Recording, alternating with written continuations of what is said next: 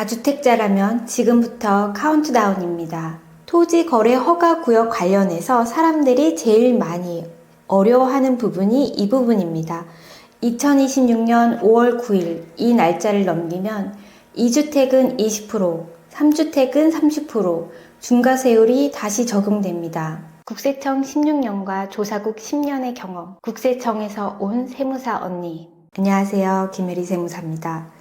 다주택자 양도세 중과 유예가 2026년 5월 9일로 종료됩니다. 그런데 이번에 정부가 마감 기준을 양도일이 아니라 계약 기준으로 사실상 정리해줬어요. 오늘은 언제 계약해야 안전한지, 잔금은 언제까지 임대 중이면 어떻게 될지 딱 정리해 드릴게요. 제일 중요한 결론은 5월 9일까지 계약해야 한다가 핵심입니다. 원래는 5월 9일까지 양도가 핵심처럼 보였는데 이번 보안으로 5월 9일까지 계약 체결, 계약금 지급이 증빙되면 중과 배제 요건을 맞추는 구조를 정리했어요. 여기서 포인트는 가계약이나 허가받기 위한 사전 약정은 계약으로 인정이 안 된다는 겁니다. 매매 계약서, 계약금 지급 증빙이 있어야 합니다. 지역에 따라서 잔금 마감이 다릅니다. 보도자료가 조정대상 지역을 두 개의 그룹으로 나눴습니다. 첫 번째, 기존 조정대상 지역 중 강남 3구와 용산입니다. 대상은 강남, 서초, 송파, 용사구입니다. 조건은 5월 9일 이전에 계약하고 계약일로부터 4개월 내에 잔금, 등기, 즉 양도까지 끝내야 중과가 배제됩니다.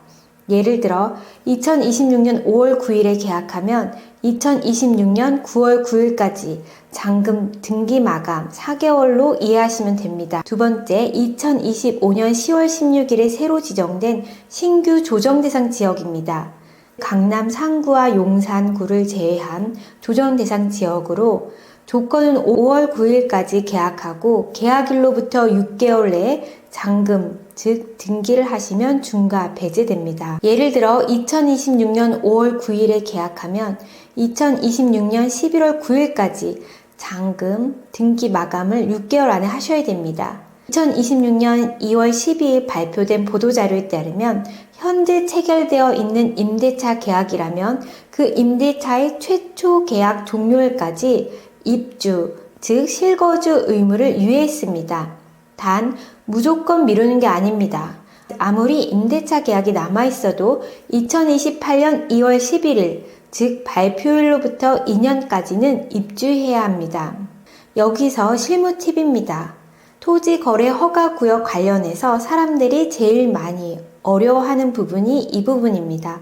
임대 중 주택일 경우 실거주 의무를 최초 계약 종료일까지 유예했습니다. 예를 들어 임대차 종료가 2027년 6월 30일이면 이때까지 유예가 가능한데요. 임대차 종료가 2029년 1월 1일이어도 2028년 2월 11일 전에는 꼭 입주를 하셔야 합니다. 즉 상한선이 존재합니다. 주택담보대출의 전입 의무도 같이 움직입니다. 즉 주택담보대출 전입신고 의무 유예가 같이 묶여 있습니다. 현행은 대출 실행일부터 6개월 내에 전입해야 되는데요. 개선된 사항은 다음 요건을 충족할 경우, 즉 대출 실행 6개월 또는 임대차 종료일로부터 1개월, 둘 중 더 늦은 시점까지 전입이 유예됩니다. 다시 말해서 세입자가 있는 집을 사면 전입이 바로 불가능하니까 그 공백을 제도적으로 메운 구조입니다. 5월 9일 전에 가계약만 해두면 안전할까요? 아닙니다. 가계약 사전 약정은 계약으로 인정되지 않습니다. 5월 9일까지 매매 계약을 체결하고 계약금 지급 사실이 증빙돼야 합니다. 강남 3구 용산구는 5월 9일 계약하면 잔금은 언제까지 해야 하나요? 계약일로부터 4개월 이내입니다. 즉 5월 9일 계약하면 9월 9일 전후까지 잔금, 등기, 양도가 마감돼야 됩니다. 임대 중이면 매수자는 무조건 무주택자만 가능한 건가요? 이때 케이스가 나뉩니다. 임대차, 전세권 설정된 주택 관련 특례는 기본적으로 다주택자 매도와 무주택자 매수, 허가 신청을 기준을 조건으로 운영하겠다고 되어 있습니다. 다만 자녀 임차 기간이 6개월 미만인 경우 등 예외가 언급되어 물건별로 허가 입주 요건을 재확인해야 합니다. 임대 중인 주택에 대한 실거주 의무 유예와 주택담보대출 전입신고. 기한 유예는 매도인이 1주택자일 때도 가능한 것인지요? 안 됩니다. 가장 실수하기 쉬운 부분입니다. 가장 큰 문제점이면서 혼란으로 지적될 수 있는 부분입니다. 이번 실거주 유예는 다주택자 양도세 중과 유예 종료에 따른 한시적 보완 조치로서 매도인이 해당 조정 대상 지역의 주택 등을 보유한 다주택자인 경우에만 예외적으로 적용됩니다. 즉, 1주택자가 임차인이 있는 주택을 매도하고 싶을 때는 적용받을 수 없습니다. 1주택자의 경우에도 매도할 수 있는 통로를 만들어 주었으면 좋았을 텐데 가장 아쉬운 부분입니다. 정리하면 이번 보도자료는 마감 기준을 계약 중심으로 재정렬한 겁니다. 즉, 계약일, 잔금일, 임대차 종료일, 전입 가능 시점을 이 4개 날짜가 어긋나면 중과세율이 그대로 적용될 수 있습니다.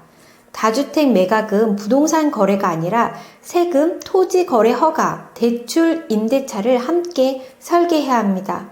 각 케이스별로 안전한 일정표, 계약, 잔금, 입주, 전입을 잡고 싶으시면 국세언니 자산승계 전략실이 함께 하겠습니다.